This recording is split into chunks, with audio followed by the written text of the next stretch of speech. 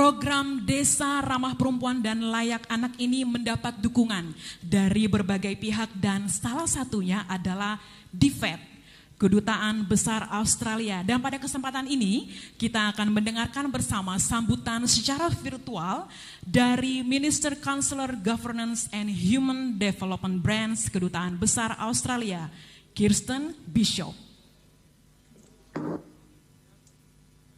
Selamat siang Bapak-Bapak dan Ibu-Ibu sekalian yang saya hormati. Terima kasih banyak untuk kesempatan yang diberikan kepada DFAT untuk berpartisipasi dalam acara peningkatan keterlibatan perempuan melalui program Desa Ramah Perempuan untuk mengakselerasi pencapaian SDGs Desa. Saya bahagia sekali bisa terlibat dalam acara ini kerana pemberdayaan perempuan dalam tata kelola pemerintahan adalah langkah penting guna mewujudkan pemerintah daerah yang inklusif, representatif, dan responsif. Saya menyampaikan banyak terima kasih kepada Menteri Desa, Bapak Halim, untuk kepemimpinan Bapak dalam memperkuat pemerintah desa dan pelayanan dasar terutama di masa COVID-19, di mana desa merupakan bagian penting dalam berbagai respon pemerintah dalam menghadapi situasi pandemi ini.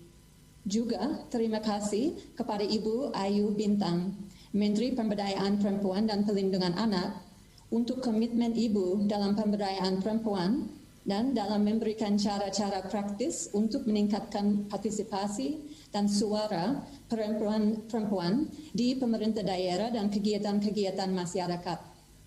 Saya juga sangat menghargai kerja keras yang telah dilakukan di belakang layar. Tidak hanya dalam membuat kebijakan yang lebih baik, tapi juga dalam mengidentifikasi isu-isu penting, menguji cobakan berbagai solusi potensial, dan kemudian mengimplementasikannya di seluruh daerah. Hanya melalui kolaborasi antara perempuan dan laki-laki, dan dengan keterlibatan yang baik antara pemerintah pusat dan daerah, kelompok masyarakat sipil, dan masyarakatlah, kita dapat mencapai tujuan kita, yaitu mewujudkan persamaan gender dan inklusi sosial yang lebih baik. Pemerintah Australia menyambut baik komitmen pemerintah Indonesia, utamanya Kementerian Desa, terhadap akselerasi pencapaian SDGs di desa. Pada tahun 2018, program Mampu Kita bersama dengan mitra-mitranya mendukung Bappenas untuk melaksanakan konsultasi SDG di 10 provinsi dan 22 kabupaten kota di mana mereka bekerja. Konsultasi tersebut dihadiri oleh multi pemangku kepentingan daerah yang memberikan masukan kepada pemerintah daerah terkait untuk memperkuat rancangan aksi daerah SDGs yang mereka susun. Realita masyarakat yang diangkat oleh para mitra menjadikan rancangan aksi daerah SDG beberapa daerah tersebut menjadi berbasis bukti dan sensitif gender.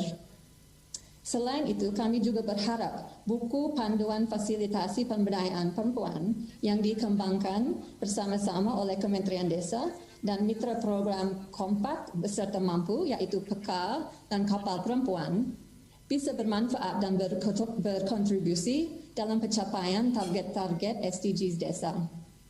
Oleh karenanya, saya secara khusus mengapresiasi kerja teman-teman Kompak dan Mampu, yaitu Peka dan Kapal Perempuan, yang telah berkontribusi secara signifikan terhadap pengembangan buku panduan ini, termasuk bekerjasama dengan baik dengan Kementerian Desa dan Kementerian Pemberdayaan Perempuan dan Perlindungan Anak.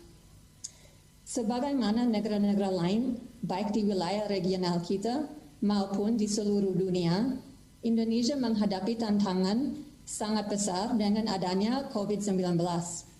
Dampak pandemi di bidang kesehatan dan ekonomi telah mengancam keberhasilan di bidang pemberdayaan perempuan dan inklusi sosial yang telah kita capai selama dekada terakhir. Perempuan dan kelompok rentan telah terkena dampak negatif secara disproporsional. Penelitian-penelitian oleh mitra-mitra kami menunjukkan bagaimana pandemi memperdalam kesenjangan yang sudah ada sebelumnya. mata pencarian masyarakat dan akses terhadap pelayanan dasar telah sangat terganggu. Dan pembatasan sosial dan perjalanan juga telah membatasi ruang dan kemampuan kelompok-kelompok ini untuk berpartisipasi secara penuh di proses perencanaan dan respon pemerintah daerah. Di sisi positifnya, penelitian kami menunjukkan pentingnya pendekatan yang berbasis masyarakat dalam pengumpulan data dan pengadaan layanan dasar, mendorong partisipasi yang lebih besar dari kelompok perempuan dan rentan, khususnya memastikan bahwa suara mereka didengar dan direspon, data yang lebih berkualitas, dan pelayanan dasar yang bermanfaat dan tepat sasaran adalah bagian yang sangat penting dalam mewujudkan pelayanan yang lebih responsif. Kita juga harus saling bekerja sama untuk meningkatkan kemampuan perempuan dalam memainkan peran dan tanggung jawab yang lebih besar di pemerintahan daerah yang dimulai dari tingkat desa. Untuk mewujudkan hal ini, diperlukan lingkungan yang kondusif, yang bisa memberi lebih banyak kesempatan dan mendorong keterlibatan perempuan.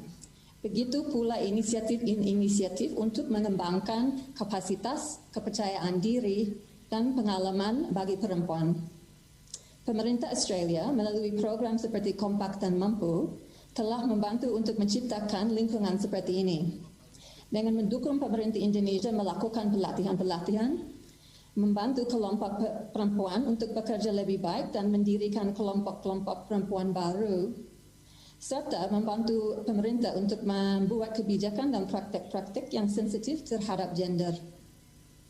Dengan adanya Desa Ramah Perempuan merupakan bukti adanya kerjasama yang baik antara pemangku kepentingan serta komitmen yang kuat dari Kementerian Desa dan Kementerian Pemberdayaan Perempuan.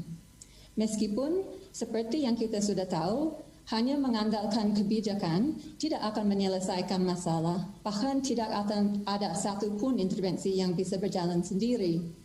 Kemajuan hanya bisa dicapai jika disertai komitmen jangka panjang dan proses pengambilan kebijakan yang berbasis bukti. Sementara COVID-19 mendatangkan risiko-risiko baru terhadap hasil yang telah dicapai. Situasi pandemi ini juga memberikan kesempatan untuk perubahan. Perempuan secara tidak proporsional telah terdampak oleh situasi pandemi ini, baik di peran mereka di dalam keluarga maupun ekonomi. Mayoritas penerima manfaat BLT Dana Desa adalah perempuan. Sekitar sepertiga atau 2,5 juta penerima manfaat adalah perempuan kepala keluarga.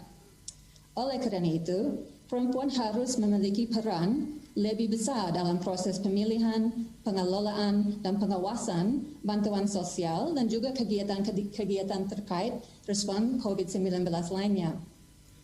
Bagian utama dari rencana respon COVID-19 pemerintah Australia di Indonesia adalah bekerjasama dengan kelompok masyarakat sipil dan pemerintah daerah di isu-isu kepemimpinan perempuan untuk mendukung masyarakat, mengadvokasikan kebutuhan mereka, dan membantu pemerintah meningkatkan akses layanan. Mitra kami telah terlibat dalam berbagai forum kebijakan nasional seperti acara hari ini, dan mereka juga telah mendukung pengembangan dan pengujian berbagai solusi lokal untuk mengatasi isu-isu di daerah. Buku panduan ini adalah salah satu hasil dari kemitraan pembangunan kita dalam mempromosikan pemberdayaan perempuan. Tentunya kita memiliki berbagai tantangan ke depan, tapi kita percaya kita bisa terus mencapai kemajuan-kemajuan yang akan bermanfaat tidak hanya bagi perempuan, tapi juga semua anggota masyarakat. Akhir kata, saya mengucapkan terima kasih sekali lagi atas kerjasama yang baik dari berbagai pihak dan kami berkomitmen untuk selalu mendukung pemerintah Indonesia dalam pemberdayaan perempuan guna memastikan keterlibatan aktif perempuan di semua tahapan pembangunan. Terima kasih.